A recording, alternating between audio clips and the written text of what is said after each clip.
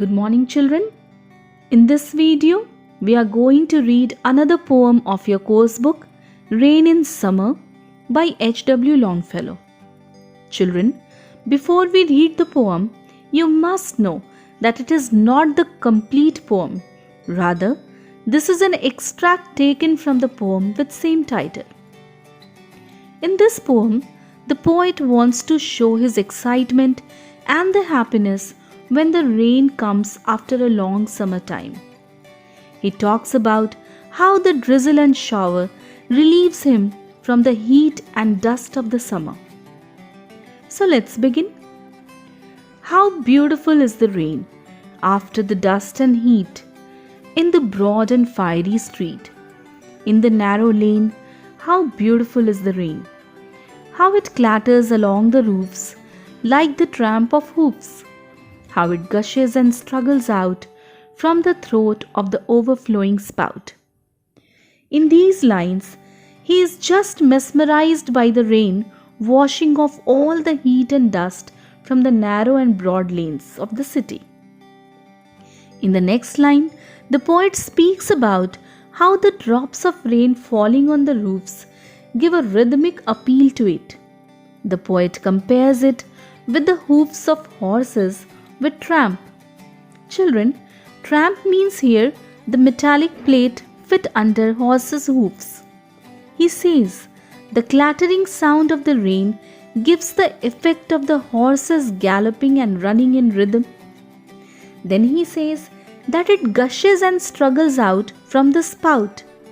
Here, spout is the opening of the pipes through which the rain struggles to come out. Across the window pane, it pours, and swift and wide with a muddy tide. Like a river, down the gutter rose the rain, the welcome rain.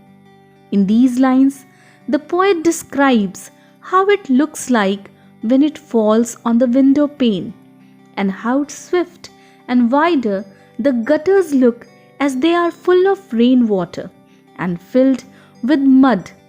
It looks like a river roaring down. With all these, he feels overjoyed and welcomes it with open arms. From the neighboring school come the boys with more than their wonted noise and commotion, and down the wet streets sail their mimic fleets, till the treacherous pool engulfs them in its swirling and turbulent ocean.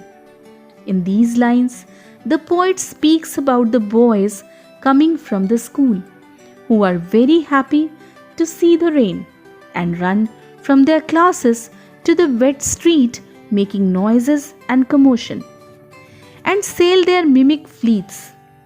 Mimic here means playful, and fleet here refers to the group of boys.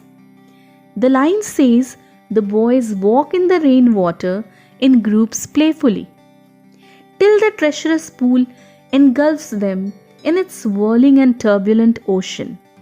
In these lines, the poet further describes the excitement of the boys who play in the rain and in the treacherous pool of water without the fear of falling into it. Treacherous here means which can't be trusted. The poet describes the collection of rainwater as dangerous, which is ready to engulf. Engulf means to cover in its whirling and turbulent ocean. That means in its running water that seems violent and disturbed. In the country on every side, where far and wide, like a leopard's tawny and spotted hide, stretches the plain to the dry grass and the drier grain, how welcome is the rain. In these lines, Longfellow speaks about how the heat of the summer had dried every kind of vegetation around. Everything has dried and turned yellow. He says that the entire field resembles like a suitable place for a hideout of the leopard, yellow and spotted like its fur, and stretches all over the plains. In the last two lines, the poet says that the dry grass and even drier grain are overjoyed too on the arrival of the rain. Children, the basic idea of the poem is that after a long hot weather, rain is like a blessing. It can create a soothing effect on everyone. Everything is getting calm and everybody is feeling the pleasure of the rain.